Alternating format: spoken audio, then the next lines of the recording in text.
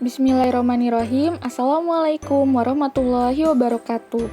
Bersama dengan Miss Merit, kali ini kita akan belajar mengenai sistem pernapasan pada manusia. Sebelum kita mulai pembelajaran, kita ketahui dulu nih tujuan pembelajarannya. Yang pertama, untuk mengidentifikasi organ sistem pernapasan. Yang kedua, membandingkan proses inspirasi dan ekspirasi. Yang ketiga, mengidentifikasi contoh kelainan pada sistem pernapasan. Sebelum kita mulai, kita ketahui dulu pernapasan artinya adalah pertukaran oksigen dan karbon dioksida antara makhluk hidup dengan lingkungannya. Jadi, pada sistem pernapasan manusia yang akan kita fokuskan, yang pertama adalah organ pernapasan yang terdiri dari hidung, trakea, bronkus, bronkiolus, dan alveolus.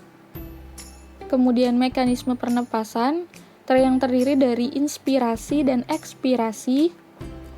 Kemudian jenis pernapasan yang terdiri dari pernapasan dada dan pernapasan perut.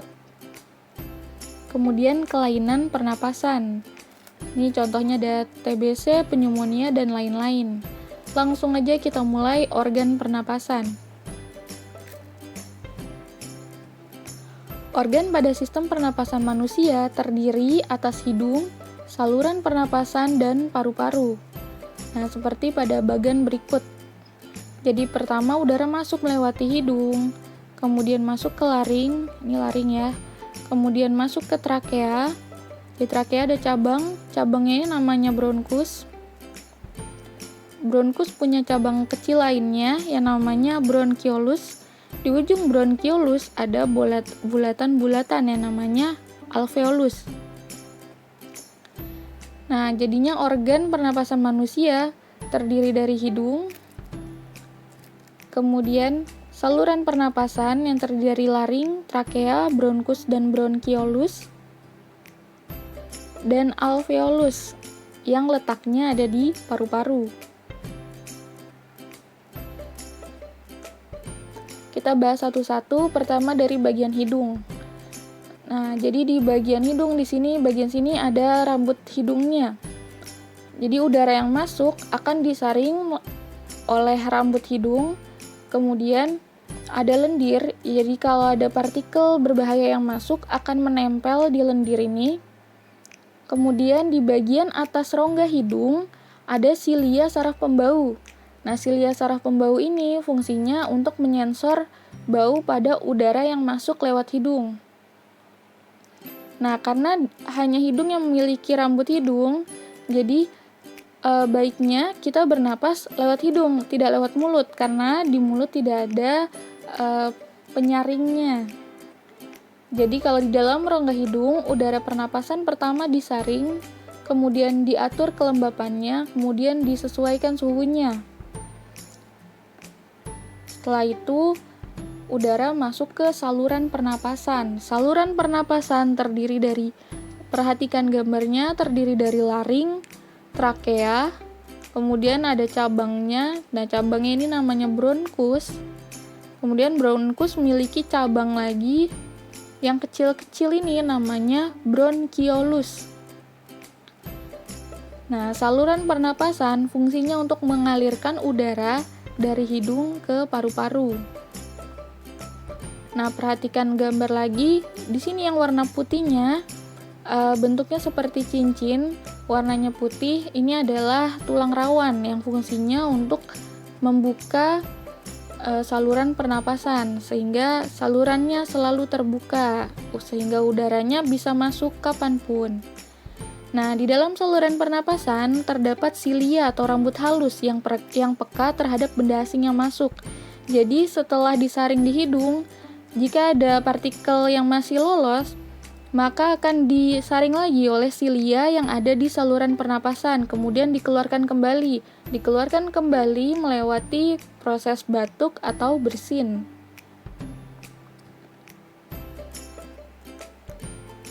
Kemudian paru-paru.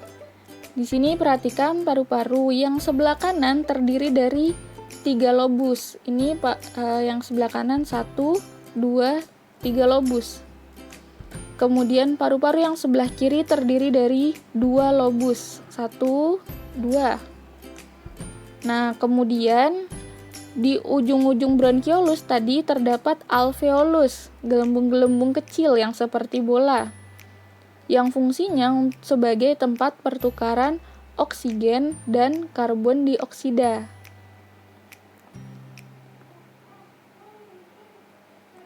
Nah, selanjutnya mekanisme pernapasan. Mekanisme bernapas seperti percobaan meniup balon. Jadi kalau udaranya masuk, maka balonnya akan mengembang, dan ketika udaranya dikeluarkan, balonnya akan mengempis. Seperti pada gambar sebelahnya ini. Ketika menghirup udara masuk, maka paru-parunya akan mengembang. Ketika udaranya keluar, paru-parunya akan mengecil. Nah, mengecil. Jadi bernapas meliputi 2 fase, yaitu inspirasi dan ekspirasi.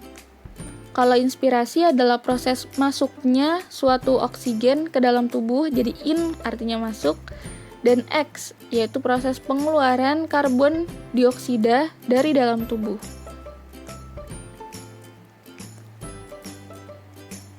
Jadi ketika inspirasi dan ekspirasi, otot antar tulangnya ini, kalau inspirasi berkontraksi, otot diafragma juga berkontraksi, rongga dadanya membesar, paru-parunya pun membesar, udaranya masuk. Seperti pada gambar berikut. Ketika udara masuk, paru-paru mengembang, diafragmanya naik. Otot diafragmanya ini naik berkontraksi. Nah, ekspirasi adalah sebaliknya.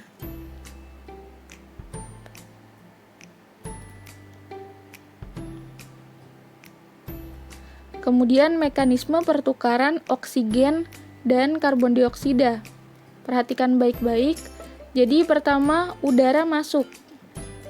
Udara masuk melewati hidung. Kemudian yang kedua, udara melewati saluran pernapasan. Kemudian udara masuk ke paru-paru. Nah, di dalam paru-paru terdapat alveolus. Nah, terjadi pertukaran. Jadi udara yang masuk, oksigennya di alveolus, oksigennya dibawa masuk ke dalam darah. Nah, dari darah memberikan karbon dioksida. Proses yang kelima, darah membawa oksigen lalu diedarkan ke sel-sel di seluruh tubuh. Nah, selanjutnya di dalam sel terjadi respirasi intraseluler. Intra artinya dalam, sel artinya sel. Jadi respirasi yang ada di dalam sel oleh mitokondria. Nah, proses ini akan menghasilkan zat sisa berupa karbon dioksida. Nah, zat sisa berupa CO2 ini dibawa dalam darah lagi, kemudian dibawa kembali ke paru-paru. Nah, kemudian CO2-nya ditukar oleh oksigen, kemudian masuk lagi ke dalam darah. Nah, CO2 yang masuk lagi ke alveolus akan dibawa kembali ke paru-paru, kemudian dibawa kembali ke saluran pernapasan, dibawa ke hidung, kemudian dikeluarkan. Jadi seperti itu prosesnya. Selanjutnya ada jenis-jenis pernapasan. Jadi secara normal, pernapasan merupakan kerjasama antara tulang dada, diafragma, serta otot perut. Ketika inspirasi, dada dan perut terasa membesar, sedangkan saat ekspirasi, dada dan perut kembali normal. Jadi bedanya pernapasan dada dan perut, kalau dada konsentrasi membesarkan dan mengecilkan dada saat bernapas. Kalau perut yang konsentrasi perutnya. Seperti itu. Kemudian lanjut yang terakhir mengenai kelainan sistem pernapasan. Kelainan dan penyakit sistem pernapasan, contohnya ada TBC atau tuberkulosis yang disebabkan oleh bakteri Bacillus tuberculosis, di mana alveolus jadi mengandung banyak cairan.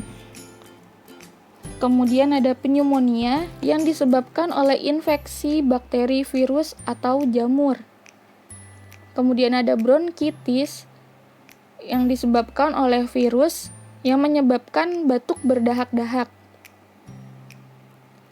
Selanjutnya ada asma yang disebabkan oleh alergi sehingga terjadi penyempitan saluran pernapasan, jadinya sulit untuk bernapas. Selanjutnya emfisema, di mana alveolus penuh dengan cairan. Kemudian ada kanker paru-paru, di mana jaringan kanker akan mendesak alveolus sehingga tidak berfungsi lagi.